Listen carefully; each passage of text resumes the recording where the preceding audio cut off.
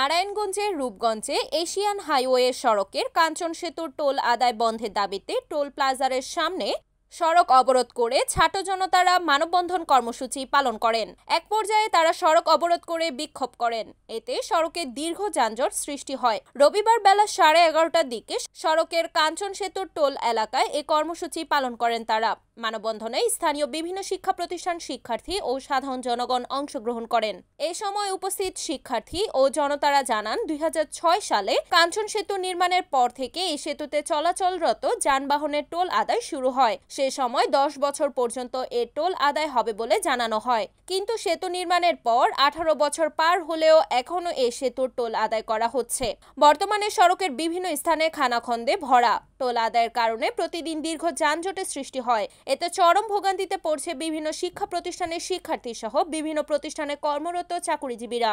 এছাড়া কাঞ্চন সেতু যে টোল আদায় করা হয় তা সরকারি কোষাগারে জমা হয় না। টোল বক্স নিয়ন্ত্রণকারী কর্তৃপক্ষ সমস্ত টাকা আত্মসাৎ করে খায়। তারা টোল প্লাজাটি সড়কের কাঞ্চন সেতুর পূর্ব পাশ থেকে সরিয়ে ব্রিজের পশ্চিম পাশে অথবা কালাদি স্থানান্তরের জন্য দাবি জানান। বেলা 12:30টার দিকে উপজেলা নির্বাহী কর্মকর্তা সাইফুল ইসলাম, নারায়ণগঞ্জ জেলার গ সার্কেল সহকারী পুলিশ সুপার জনাব মোহাম্মদ মেহেদি হাসান, সেনাবাহিনীর মেজর শরীফ, রূপগঞ্জ থানা অফিসার ইনচার্জ মোহাম্মদ লিয়াকত আলী বিক্ষোভকারীদের সকল দাবি দ্রুত বাস্তবায়নের আশ্বাস দিলে বিক্ষোভকারীরা তাদের কর্মসূচি প্রত্যাহার করে সড়ক থেকে সরে যায়। এটা সরকারি, এই আন থেকে সরকার আয় করে, এটার সম্বন্ধে আমাদের কোনো অবজেকশন নাই। সরকারি যে প্রজ্ঞাপন জারি করছে, এরা বলছে যে বিকল্প অবস্থায় টোলটা আদায় করার জন্য। এইখানে টোলটা থাকার কারণে আমাদের কলেজের ছাত্র গাড়ি আটকা থাকে, ছাত্রছাত্রীরা কলেজ যাইতে পারে না। আমরা তো ভুক্তভোগী আছি ওই রাস্তাঘাটের কি অবস্থা। আমরা চাই এই টোলটা হয়তো নদীর ওইবার নিয়ে চালাক, আনালে ওইদিকে কুসাবো নিয়ে চালাক। এইখানে আমাদের টোলটা যাতে না থাকে, এইখানে টোলটা আমরা বন্ধ করে দেবেন। জনদেরকে এই জায়গায় অনেক দুর্ভোগ পোহাতে হয়। তার এই টোলের জন্য তার আমাদের অনেক জ্যাম, অনেক যানজট, অনেক দুর্ভোগ আমাদের সাফার করতে হয়। আমাদের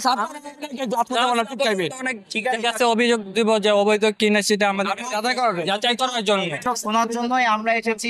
কিন্তু অলরেডি রাস্তা বন্ধ করে জ্যাম দুই পাশে ক্রিয়েট করে দিয়েছি। আপনারা যখন এসেছেন তখন কোনো জ্যাম ছিল না, কিন্তু অলরেডি 3-4 কিলোমিটার জ্যাম হয়ে গেছে। আমরা যত বেশি টাইম এখানে থাকবো এটা 10-12 কিলোমিটার হয়ে যাবে। একদম বুলতা পর্যন্ত চলতে যাবে, 300 মিটারের পাশে চলে যাবে। প্রতি সম্পূর্ণ সমর্থন। আপনাদের প্রত্যেকটা দাবি মানা হবে, প্রত্যেকটা দাবি শোনা হয়েছে। এবং এটা আমি এই জন্য খুলে বললাম যে এটা আজকে এমন কোনো দাবি না যে এখন বললেন ওইখানে একটা চেয়ার নিয়ে দাও, টোল নিচ্ছে, চেয়ার উঠান ব্রিজের ওই পাশে গিয়ে টোল নেওয়া শুরু করবে। এটা একটা স্থাপনা, টোল প্লাজা আর একটা স্ট্যাবলিশ করতে হবে, এটা জন্য টাইম দিতে হবে।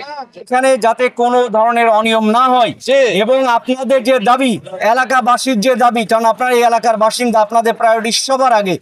আপনাদের এই দাবিটা আজকে আমরা অর্থ মন্ত্রণালয় এবং সেতু মন্ত্রণালয় দুই জায়গায় সন্ধ্যার মধ্যে আমরা পৌঁছাবো।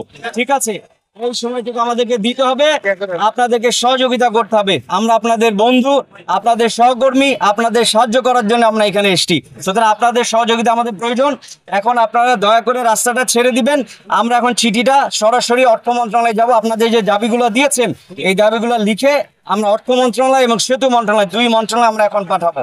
Report Enamul Haque, NAN TV, Narayanganj.